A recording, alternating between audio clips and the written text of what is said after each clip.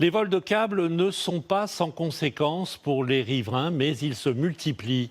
À Nance-Ménil, au sud d'Amiens, ils provoquent une panne du réseau Internet qui évidemment agace et gêne tout le monde. Les explications de Vincent Lameau et Charles Iserman.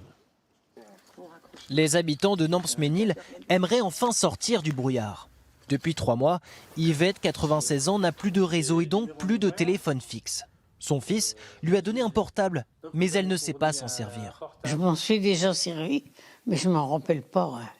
Ça fait que on s'appelle plus, c'est aussi simple. Moi j'habite à 200 mètres, j'ai cette chance-là. Et quand on veut des nouvelles ou qu'on veut avoir un contact, on se déplace, c'est tout. Dans ce village de 1000 habitants, 47 foyers sont toujours privés de réseau à cause d'un vol de câbles en cuivre. William et son fils sont obligés de partager constamment la connexion avec le portable, mais parfois c'est aléatoire. C'est chiant. C'est obligé, on le fait avec. C'est pas trop chaud. Depuis quelques années, il y a des vols tous les 3 mois. Donc on subit. On paye et on subit. C'est même la 5e fois en 2 ans que le village connaît un vol de câbles et donc des coupures de réseau.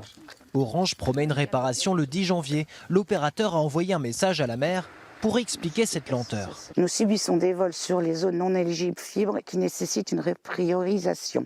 Vos administrés, lorsque possible, doivent migrer sur la fibre. Je vous tiens informé des évolutions, cordialement. Ça vous va comme réponse? Non, pas du tout. Ah non, c'est évident. J'ai 47 foyers non éligibles à la fibre. Donc, pour moi, ils sont prioritaires. Il y a 2 vols de câbles par jour dans la région. Orange priorise plutôt les coupures qui touchent des entreprises ou des hôpitaux. En attendant, des services comme la Poste sont à l'arrêt. Les gens ne viennent plus ici, ils sont obligés de venir d'aller chercher notamment leurs avis, leurs colis, etc. dans une autre agence postale. Il y a eu 2500 vols de câbles cette année en France, 500 de plus par rapport à 2023, qui était déjà une année record.